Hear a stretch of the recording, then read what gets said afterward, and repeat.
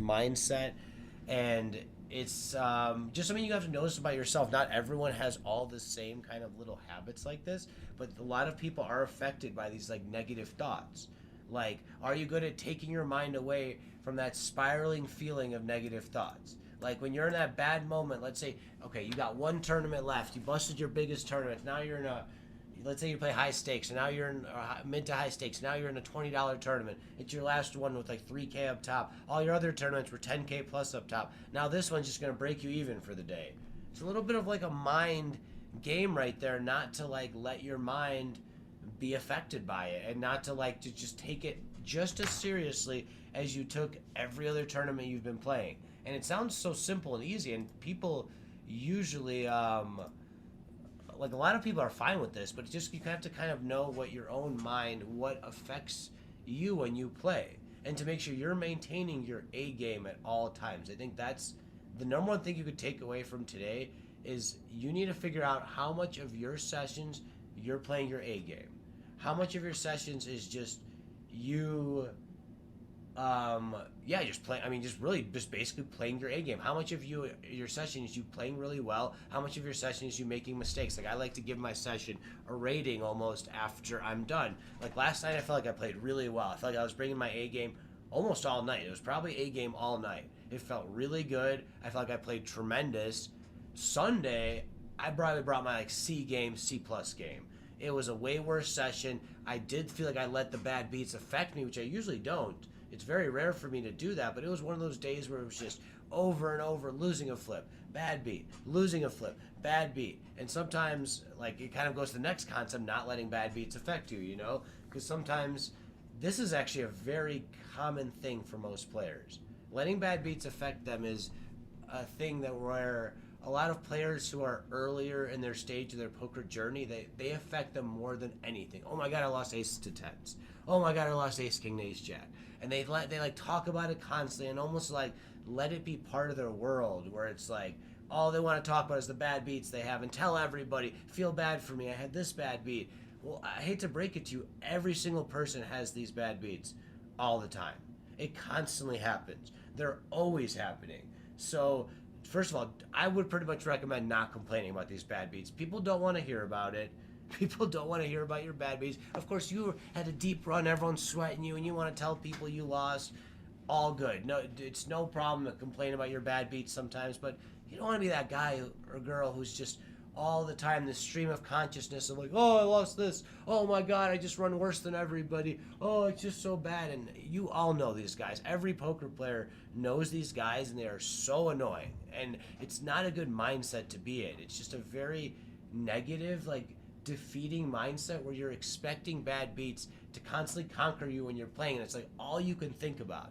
And a big thing I think about is something called the law of attraction. I think that like the more you think about something, I don't know why this works this way, but I feel like the more that you think about something, the more it's in your brain, the more it's going to happen to you. So if you're constantly thinking about bad beats and your whole life is one big bad beat, it's going to stay that way. You're not going to get the good opportunities. You're going to miss them when they come. You're going to overlook them.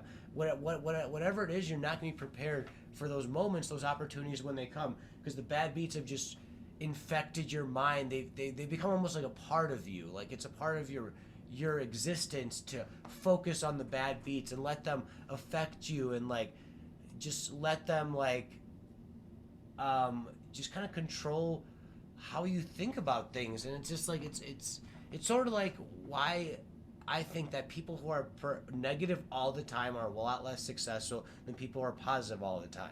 They're letting, it's like bad beats of life. They're letting the bad beats of life affect them. They're letting them beat them down constantly. They have a challenge. There's always challenges in life. There's always failures. It's about getting up. But they let those failures really affect them, really depress them. We've all been there. And it's okay to sometimes let them affect you. It's how you get out of those moments.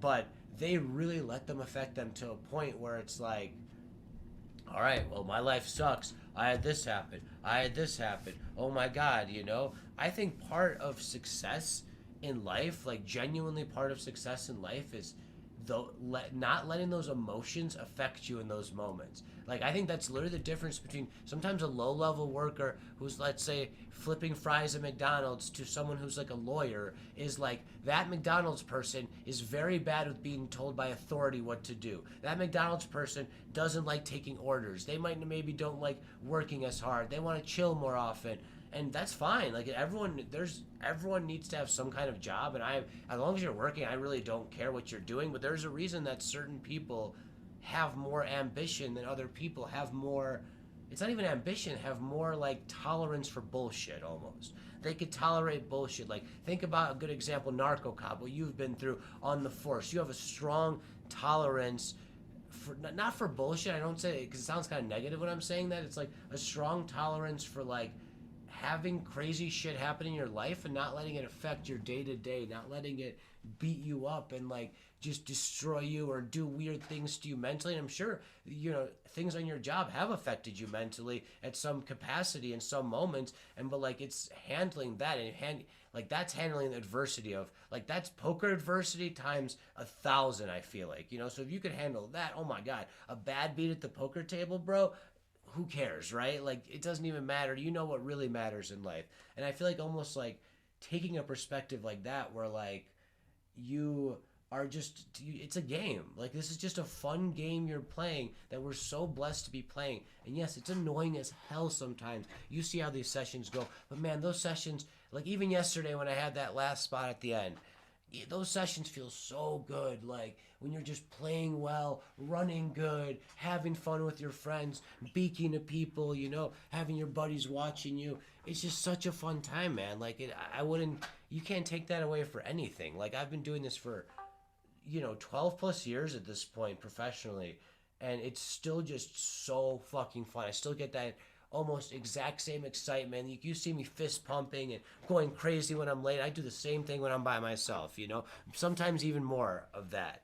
And it's that excitement that's like, you need to maintain that excitement and competitive edge over like whatever you do, and like not letting, like, it's important to have this competitive confidence about you where you think you're the best. You've came in prepared. You're not going to let any bullshit affect you, dude. You're here to fucking play. And sometimes it's just not going to work out. Pokers, especially MTTs, that's just how it is. It's just not going to work out. You're going to have bad days. But you're coming into those sessions with a confidence, like a swagger to you, where you're just like, no, fuck these guys. I'm doing this shit today. Fuck everybody. I'm better than all these players. I deserve to win. It's my day. And you got to come into every session thinking about it like that. Like, every session, you should come in there with the mindset that you're going to win. If you're not coming into sessions, if you're coming into a session, one second, guys. Sorry.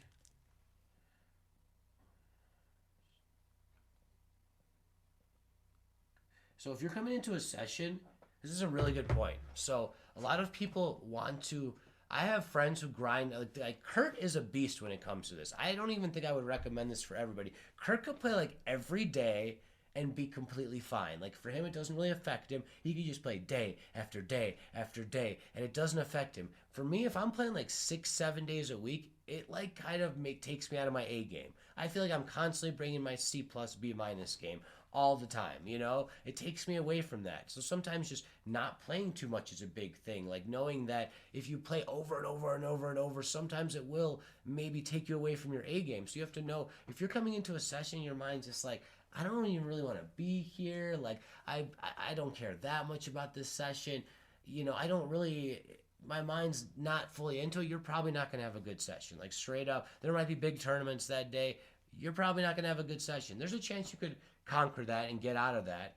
But like, also, you got to understand your own mind and understand that like your mind is legitimately like a temple, and like you got to understand when it wants certain things and when certain minds are more affected by these things. A lot of people can just take themselves away from this in like 5 minutes. But if you have, if you don't want to be there that day, like a concept, I'll just say, like, I used to play live tournaments and I would get these thoughts like especially like 6-7 years ago, and Don't know why, but I would be like, oh my God, I would just much rather be at home right now. I'd much rather just playing online poker right now, where I could be the comfort of my own home. No one's staring at me weirdly. No one's giving me dirty looks. People aren't fucking kicking my leg under the table, bumping my knee all the time, taking up weird amount of leg space. I'm not gonna have all these little stupid things I'm thinking about if I was just at home. And I would get these thoughts of like, I want to be at home right now. I want to be at home right now. Then all of a sudden, I would make a fucking error in the tournament. Out of nowhere, I would just make a big error and be like, what was that? Why did I never do shit like that? Why did I do that? And it was probably because I didn't want to be there. It was probably just like I literally didn't want to be there. And it was like my psychology, like being like, oh no, you don't want to be there, so let's get you home. Let's get you home. You don't want to be there right now. Yeah, let's get you home. That's what you want, right? You want to be at home, so let's get you there. And all right, no messages so far. So that's kind of like, I feel like my psychology was just like, oh, like, hey, you don't want to be here? Fine, we won't be here then. It sounds so silly, but like, it's really not that silly. Your mind has a very interesting way of manifesting things into like existence. Like sometimes it's kind of crazy. Like we almost think we manifested this barstool ruthless getting on the podcast. Like it's so fucking crazy that happened, and we're just like, what? Like, is this manifestation? We've been talking about it nonstop, trying to get on this podcast. And sometimes like you manifest your own thoughts, your own feelings into existence.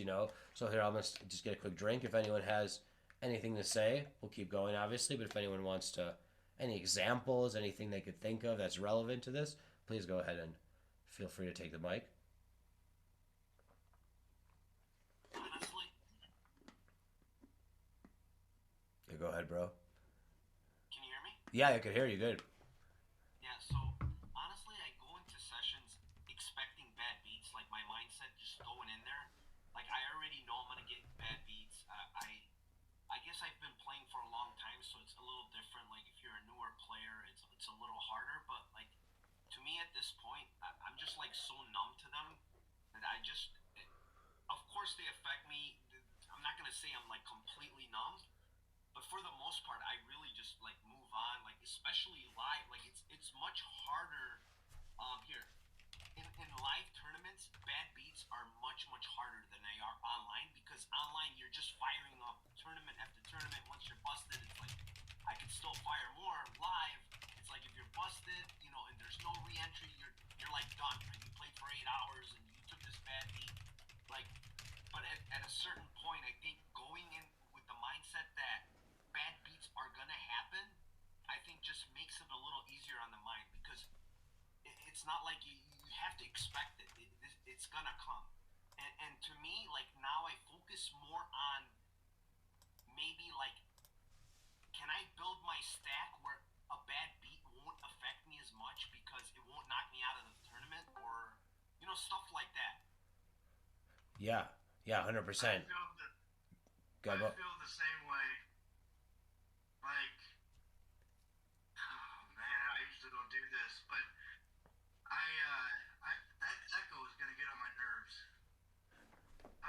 Basically, I have issues with. It's so annoying. Is there a weird echo right now, Kenny? Yeah, I am, and it's bothering me. Let me I see if I keep can hearing fix my own that. thoughts. You see that volume button on the bottom right? Lower it all the way to so it shows like an X. Can you show me where? The bottom right of your Discord, like when you pop up the window for this training session, there's a sound button right there where you just click it so it can go to like mute. Because I was hearing myself until I muted it. I Bottom don't know. right, bottom right, it's right next to the tack. There's a tack there that says stay on top, and then there's a full screen little thing. See that? I see voice connected, noise suppression, and just connect. Okay. Do you have the actual video up, like the VC, the training session video? Yes. So it should be on the bottom right. Like it's Okay, I got it. okay. Okay, hey, let me know if you. That's better. Okay, is that better? All right, cool. Yeah, go. Yeah, Basically, my personal thoughts regarding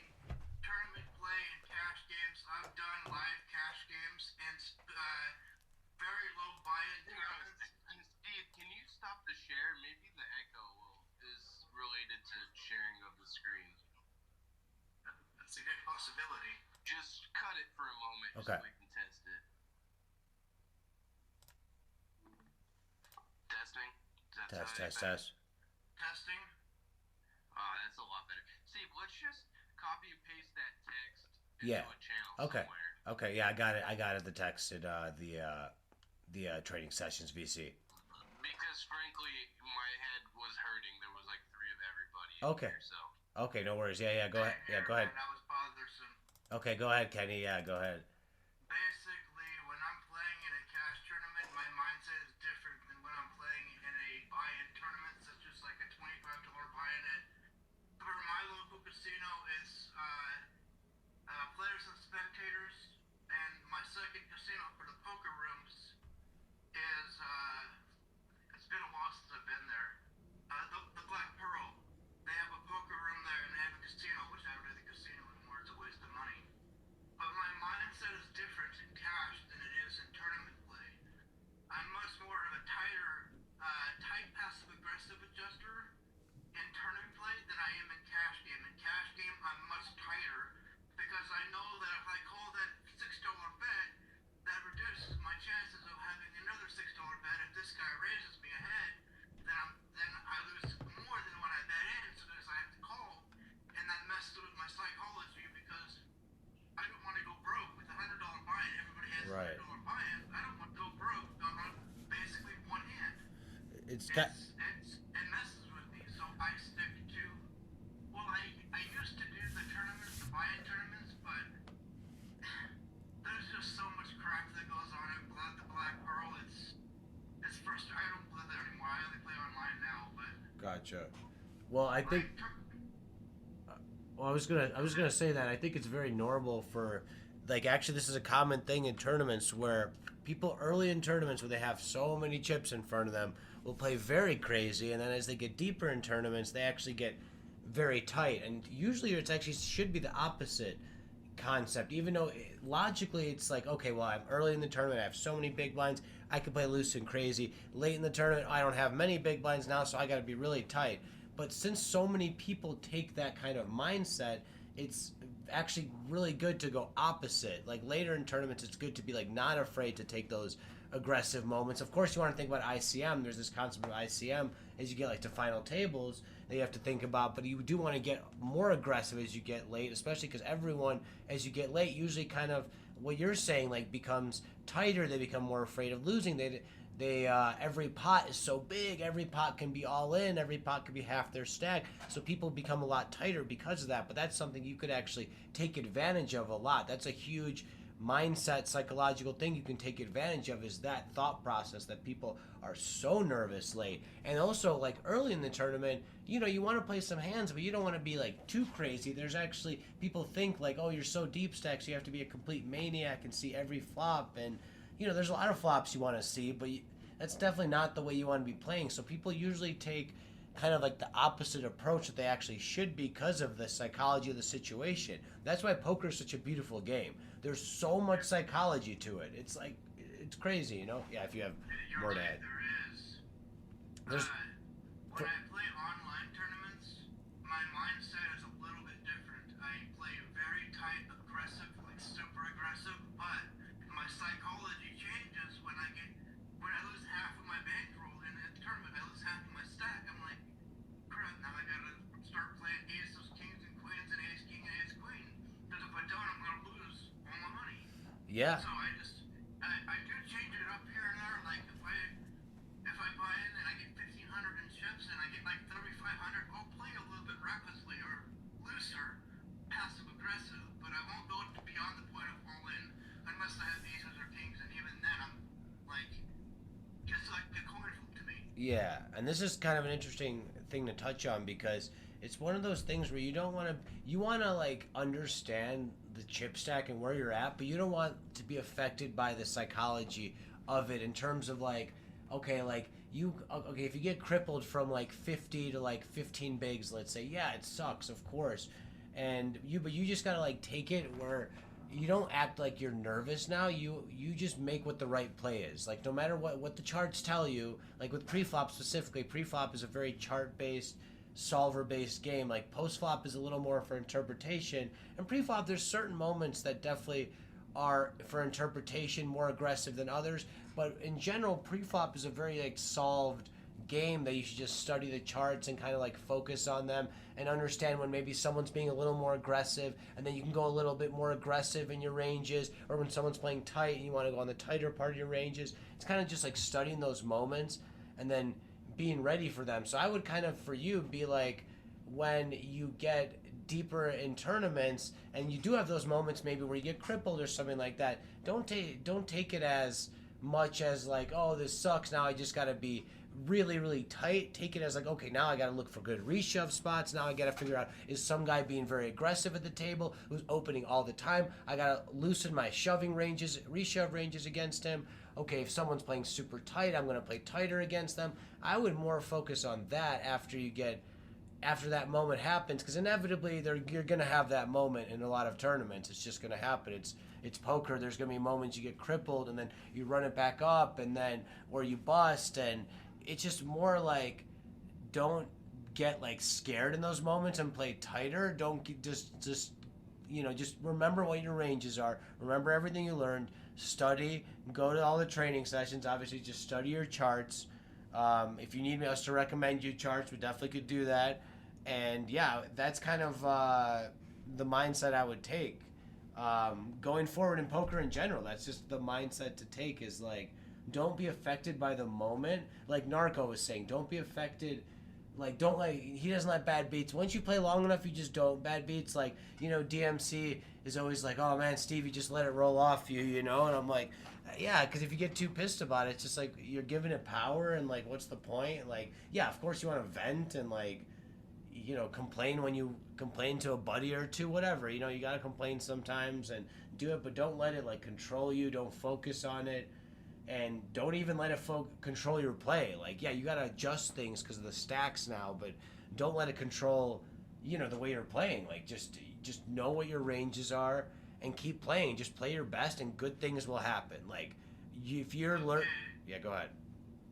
So basically, don't let bad things affect my play. Keep playing the same way as I usually do. Correct. Yeah, to an extent, of course. Like, stacks could change how you're gonna play, of course. So it's like you might be crippled or now and have a much shorter stack, so you're gonna have to play it a little bit differently. But don't let the mindset of that be like, okay, now I gotta play super tight or something.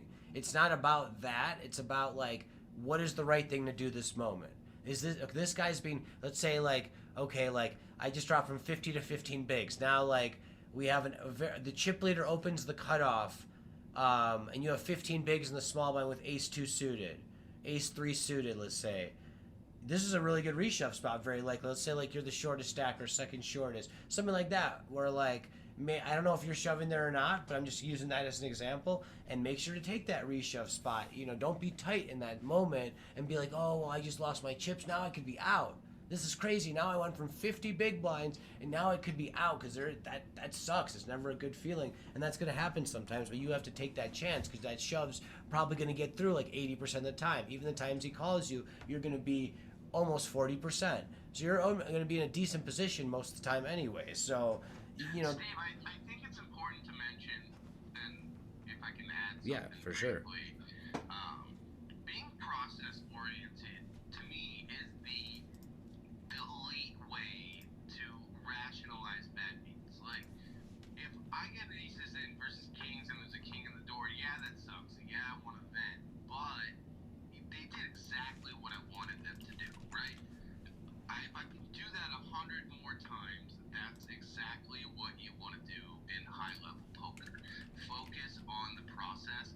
And someone was mentioning earlier, I think it was Narco Cop, that understanding that bad beats happen helps you process them better. And yes, that's true.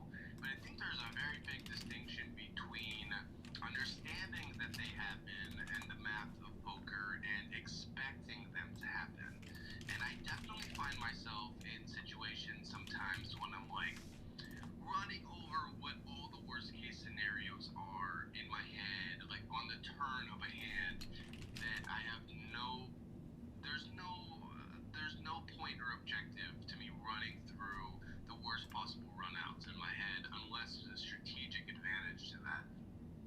Yeah, I love that. That's actually like super well said, Kenny.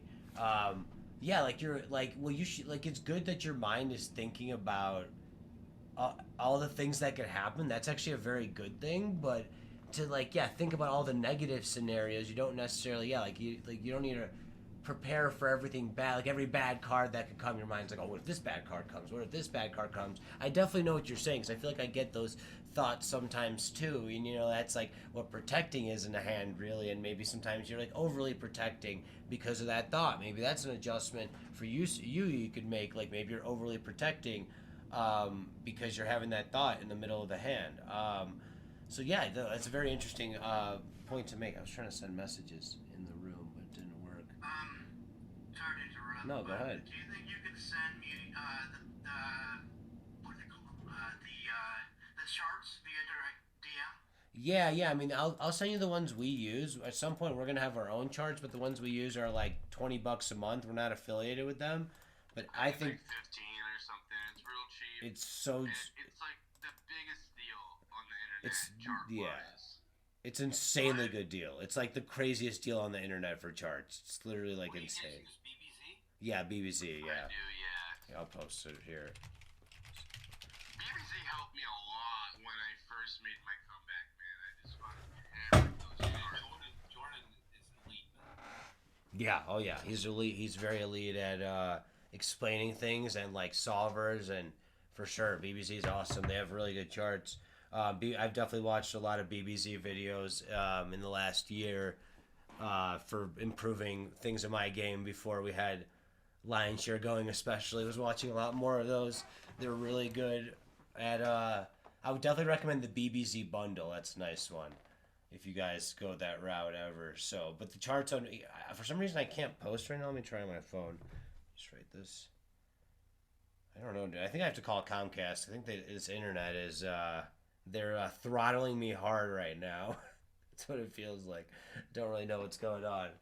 All right, but let's keep it rolling. But that's the kind of thing the important thing is knowing these kind of like little defeating things that like your mind could do, and like this is something no one thinks about in poker. I'm telling you, not no one, but like this is something a lot of like Kurt might not even think about this stuff that much. Like this is something that a lot of people don't like think about enough, but this affects a lot of people. Like Kurt isn't very affected by this part. Like certain players like don't need to, they almost like don't need to meditate. They have this certain aura to them where they're like not like hyperactive. They're like as calm as humanly possible. Like David Peters comes to my head. Like I don't think he probably meditates, and he's like the calmest individual I've like ever talked to, you know, and he doesn't let anything affect him ever. So like maybe he doesn't need it, but like for a lot of people, some kind of way to center yourself, like not be into your own head about your own thoughts is so important. Like your mind's like affects you so much when you're playing. So whatever it is, like running, like or like let's talk about what's important, like exercise. We'll go at the bottom here. We'll talk about a few of these concepts at once. So exercise, super important thing. Like I don't care what you're doing. I like weightlifting and doing some jumps and maybe a little running. Like playing some basketball, but whatever it is for you, it's just super important to be active. Even though that's walking 20 minutes a day, like something to stay active, and that's almost like a form of meditation in itself. Like just walking around, being mindful in that moment of what you're doing, and that's a meditation pretty much in itself. So it's a very important thing. Like, do you were gonna say something, Kenny? I have something to add. Yeah, for sure. Something that I've implemented in my game is, if you can come up with some sort of routine for your 5 minute breaks. Yeah, I like it. I mean, I do a little bit of a couple minutes of meditative yoga, helps me loosen up my body and reset my mind. Particularly helps if I took a big beat or had a big win right before break, helps me reset. I could center myself on all my priorities, what my goals are, what I'm focusing on at that time. And then when I come back from break, I'm in a much better mindset, and I'm not super hyped up about a win, super bummed about a loss. I'm focusing on what my priorities are and trying to achieve my goals. Yeah, I like that a lot. I think, yeah, I like that a lot. Like the 5 minute break meditation or whatever, even if you do like 2 minutes, it's a very good thing to do. It doesn't hurt. I mean, like that's something that helps me a lot. Is like some meditation. Like even if it's like 2 minutes, you just listen to something. For me, I just listen to like a guided meditation on YouTube or something, or like you go unguided, so someone talking or not, and I just chill and try to focus on my breathing or focus on nothing, like not think about anything. It's hard. Even if it's not meditation, Steve, even if it's literally just, okay, let's take some deep breaths, let's make it clear what my priorities are to myself, let's calm down, Yeah. let's like, even if it's something as basic as that, few stretches, few deep breaths, getting yourself on point as far as what your strategy is would help so much for a lot of people, I feel like. Yeah, 100%, man. Like just sometimes just being conscious of your breathing for like 1 minute and just like, oh, I'm breathing and like thinking about it and focusing on it and like just breathing in and out and like letting it just the energy out. It sounds all kind of like weird, but it really does help as like a little bit of like a release and just letting just letting like the negativity of the session or anything that's been going on just out and like recentering yourself, like, oh, everything in the past hour, it's over. Great play whole way. That's it. Just maintaining positivity, I think, is such an important part too. Like, let's talk about that for a second. We'll probably end here in like 5-10 minutes or so, going about close to an hour. The positivity, like I already kind of touched on this, but like not letting your mind just think like how Narco was saying of like just bad beats are like inevitably gonna happen, or just like not letting the bad beats affect you is what he was saying. Like, don't let the bad beats affect you. Like, don't let them affect you, and don't, like Kenny was saying, think that they're inevitably Kenny G, that they're inevitably gonna happen. Like, you shouldn't expect them to happen. You should just expect to run good, number one. And if you don't, you don't. But like, take yourself away from the result, but expect yourself to run good at the same time. Like, don't expect yourself to run bad. Like, come into like we DMC talked about. We're only talking about sun running now. We're only talking about it, and it's funny because like I ran good yesterday, and we were only talking about that.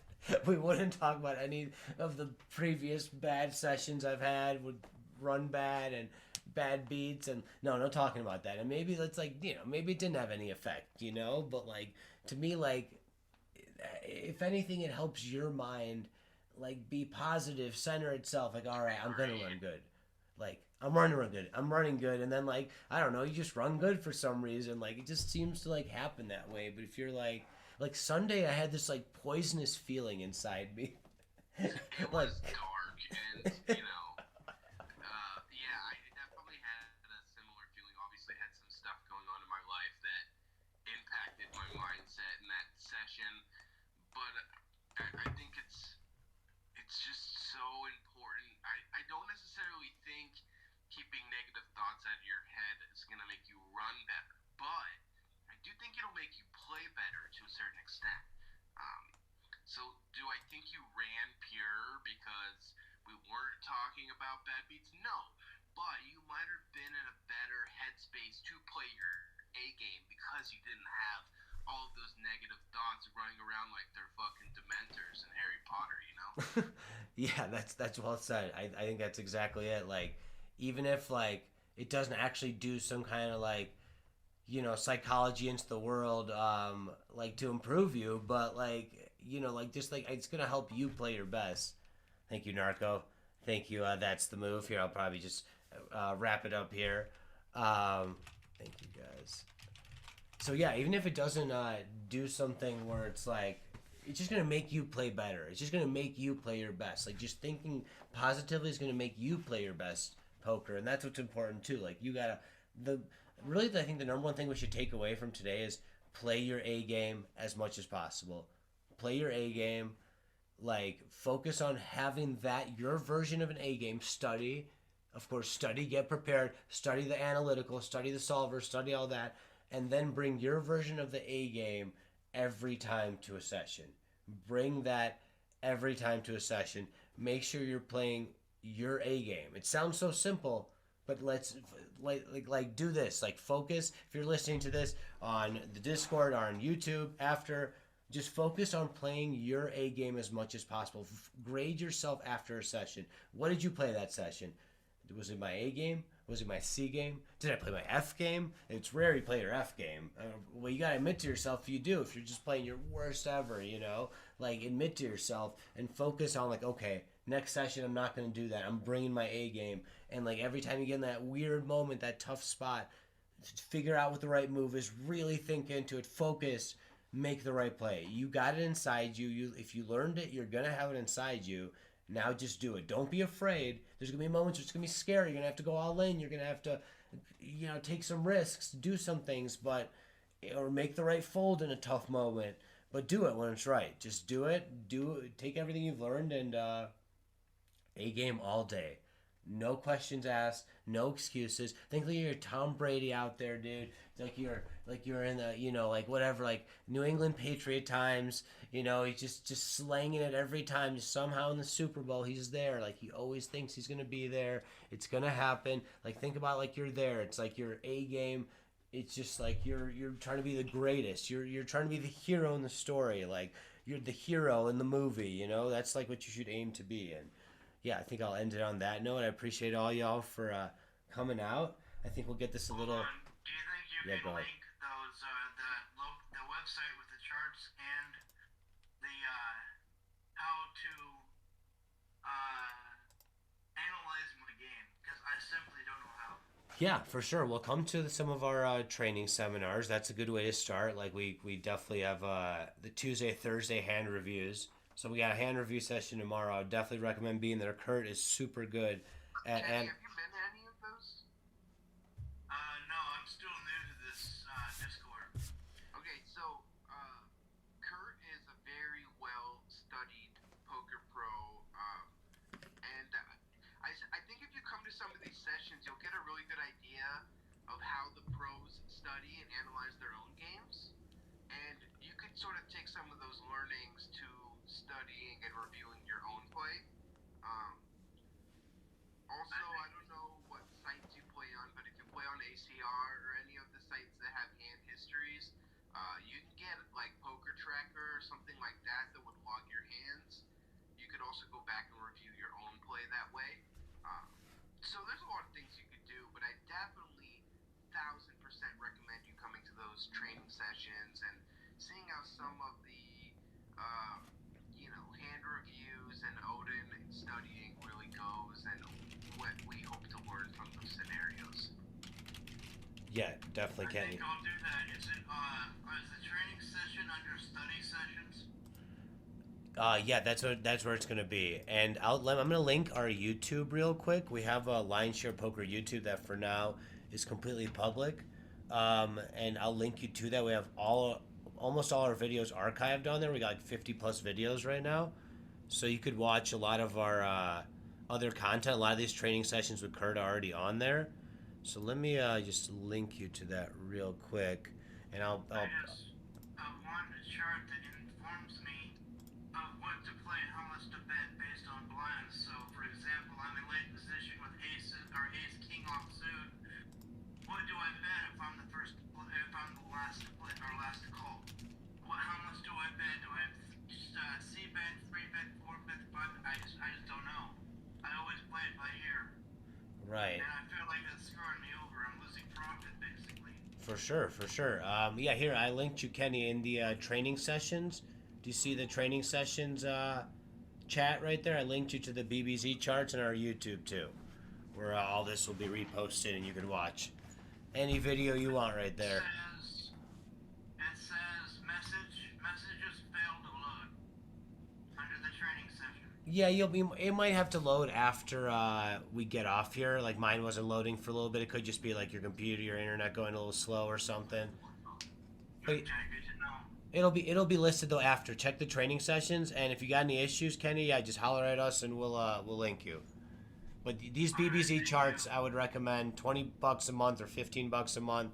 They're super worth it, and our YouTube has 1 million videos on it, or like 55 videos. So definitely check it out. I think I will do that. I just really want those charts, man. Yeah, hit them up, man. I will. All right, Thank you. all right, for sure. All right, talk to you guys later. Have a good one. Bye. You too. All right, Kenny, signing off. Thank you. Have a good one. GG. GG.